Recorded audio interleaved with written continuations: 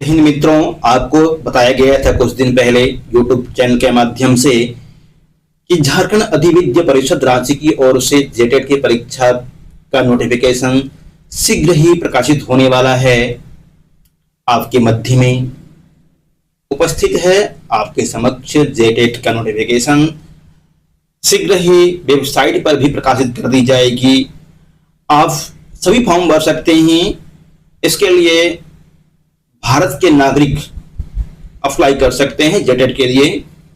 पिछली बार जो परीक्षा हुई थी उसमें कुछ बंधन था, सभी लोग फॉर्म नहीं भर सकते थे, परंतु इस बार जो परीक्षा हो रही है उसमें ऑल इंडिया अर्थात भारत के नागरिक फॉर्म भर सकते हैं।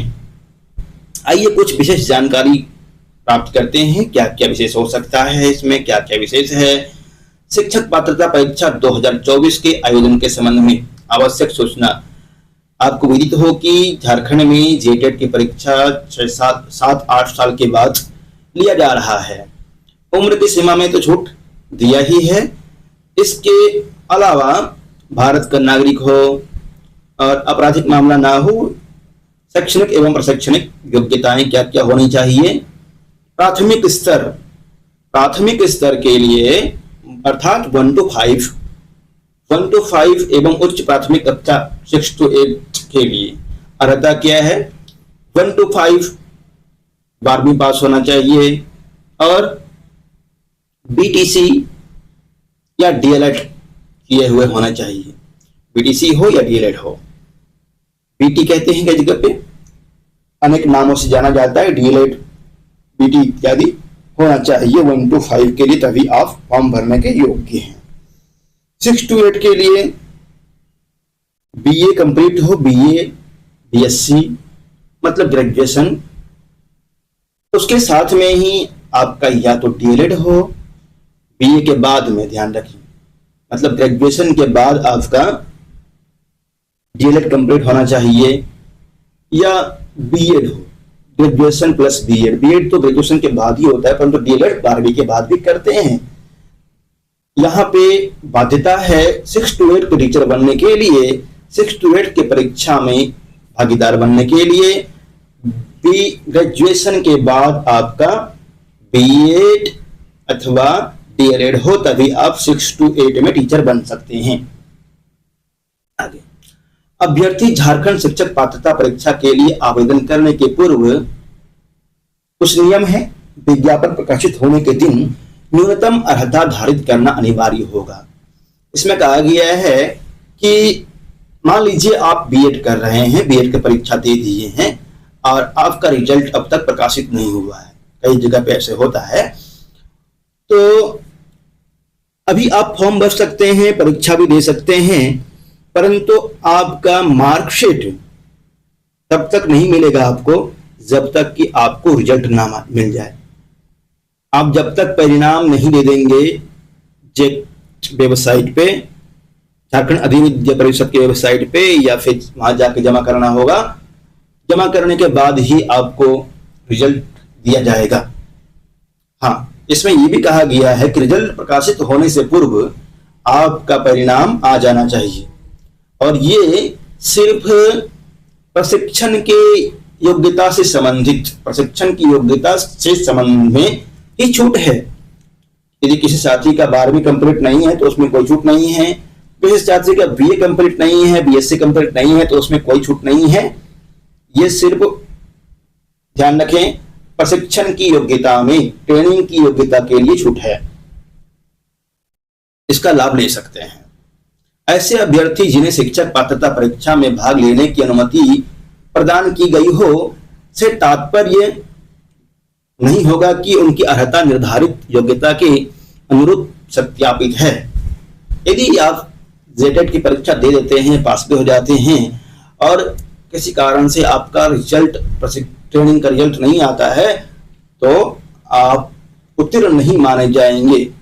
रिजल्ट आने तक ध्यान रखिएगा, जेटेट का रिजल्ट आने तक आपका परिणाम यदि नहीं आता है तो आप अनुत्तीर्ण नहीं माने जाएंगे।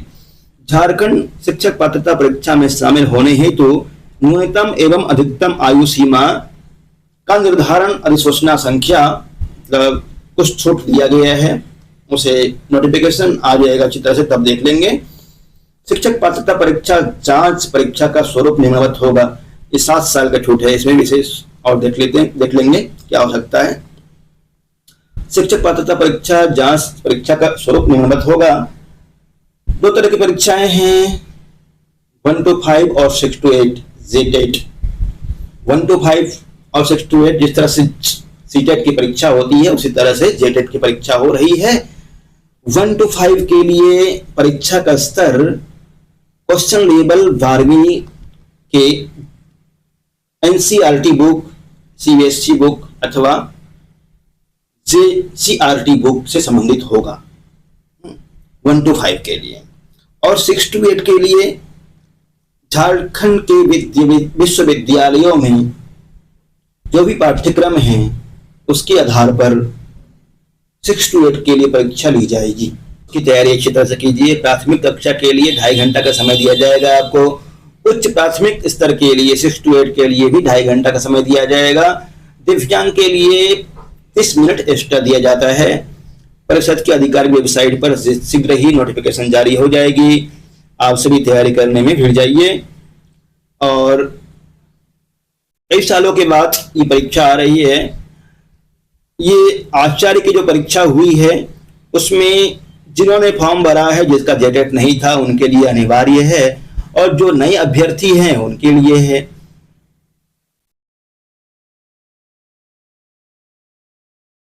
क्योंकि आचार्य की परीक्षा में झारखंड सरकार की ओर से क्योंकि झारखंड सहायक आचार्य की जो परीक्षा हुई है अभी हाल फिलहाल में चल रही है, उसके लिए जेएसएससी के द्वारा यह निर्धारित किया गया है कि मापदंड जो था उसका आपका जेटेट उत्तीर्ण होना चाहिए, ये मापदंड था। परंतु सीटेट वालों ने केस किया, हाई कोर्ट, सुप्रीम कोर्ट हुआ, वहां से आदेश आया कि सीटेट वालों को भी परीक्षा फॉर्म भरने का आदेश दिया जाए और आसपास से जो भी टेट उत्तीर्ण हैं सबको परीक्षा फॉर्म भरने का आदेश दिया जाए। सबको अधिकार है। परंतु एक लेकिन लगा दिया था कि आपको जेटेट उत्तीर्ण होना अनिवार्य होगा। जेटेट उत्तीर्ण होना अनिवार्य होगा। जिनका जेटेट नहीं है, जिन्होंने आचार्य का परीक्षा दिया है, इन दिनों चल रहा है, दे रहे हैं, वे जेटेट की परीक्षा अवश्य दें और अच्छे नंबर से उत्तीर्ण होकर के आप शिक्षक बनेंगे। हाँ, थोड़ा सा कठिन है यहाँ मित्रों। सीटेट में किसी तरह से मतलब किसी विषय में जो भी आपका विषय अच्छा है उसमें मिला करके 60% नंबर लाना होता है। सामान्य के लिए 90 नंबर लाना होता है। सभी विषय मिला करके भाषा विज्ञान, भाषा शास्त्र, इतिहास, नागरिक शास्त्र इत्यादि सभी विषय मिला करके आपको 90 नंबर लाना होता है। परंतु यहाँ जेटेट में इस तरह से नहीं है। जेटेट में प्रत्येक विषय में जो भी भाषा वाला है पार्ट्स, बाल विकास वाला पार्ट होगा, उसमें सोशल साइंस में सभी पार्ट्स में आपको 40% नंबर लाना अनिवार्य होगा। 40% का मतलब हो गया 12 नंबर के आसपास, 12-13 नंबर। जितने भी क्वेश्चन होंगे 30 नंबर का यदि आपका 30 नंबर का यदि बाल विकास आता है एवं शिक्षा शास्त्र का प्रश्न आता है तो 30 नंबर का यदि आपका बाल विकास एवं शिक्षा शास्त्र से प्रश्न आते हैं तो उसमें से आपको 13 नंबर लाना अनिवार्य हो गया। जो जनरल कैटेगरी के छात्र हैं उनके लिए 12 से 13, 12 अथवा 13। और जो EWS के हैं, अत्यंत पिछड़ा वर्ग के हैं, उनके लिए कुछ छूट है। वो भी मान के चले कि 11 नंबर लाना आपको अनिवार्य है। 10 नंबर लाना अनिवार्य है, कम से कम 10 नहीं तो 11 तो होना ही चाहिए प्रत्येक सब्जेक्ट में। नोटिफिकेशन जब अच्छी तरह से आ जाएगा और जानकारी मिलेगी आपको। सभी विषयों की तैयारी करना अनिवार्य है। आप ये नहीं कह सकते हैं कि मैं हिंदी की तैयारी कर लेता हूँ, संस्कृत ले लिया हूँ तो छोड़ दूंगा, उसकी तैयारी नहीं करूंगा। या फिर संस्कृत वाले ये नहीं कह सकते हैं कि मैं एक संस्कृत ले लिया हूँ, एक इंग्लिश ले लिया हूँ तो इंग्लिश की तैयारी नहीं करूंगा। ऐसा नहीं हो सकता है। आपको सभी विषयों में उत्तीर्ण होना अनिवार्य है। परीक्षा के सही विषयों के प्रश्न वस्तुनिष्ठ होंगे और बहुविकल्पीय प्रकृति के होंगे, जिसका उत्तर OMR शीट में निर्धारित स्थान पर चिन्हित करना होगा। इससे ज्ञात होता है कि यह परीक्षा ऑफलाइन होगी। अंकों की ऋणात्मक गणना नहीं की जाएगी। परीक्षा के दौरान OMR शीट कोई भी नेगेटिव मार्किंग नहीं है। OMR शीट पर दिए गए निर्देशों को सावधानी पूर्वक पढ़ेंगे और उनका अनुपालन करना सुनिश्चित करेंगे।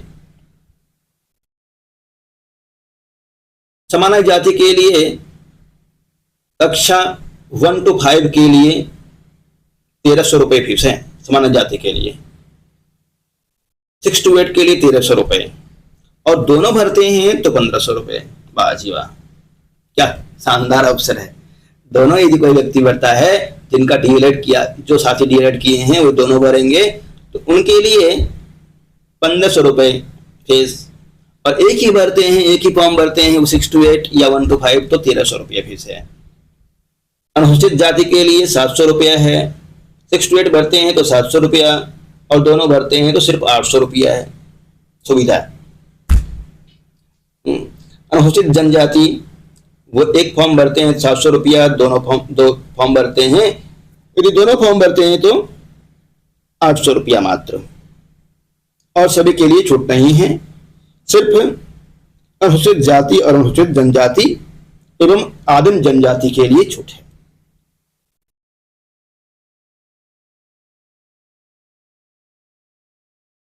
शीघ्र ही नोटिफिकेशन प्रकाशित कर दिया जाएगा। आप सभी तैयारी करें, अच्छी तरह से तैयारी करके सफल होकर के राष्ट्र की सेवा करेंगे। यदि आप इस चैनल पर नए हैं तो चैनल को सब्सक्राइब करेंगे, लाइक करेंगे, अन्य साथियों तक शेयर करें।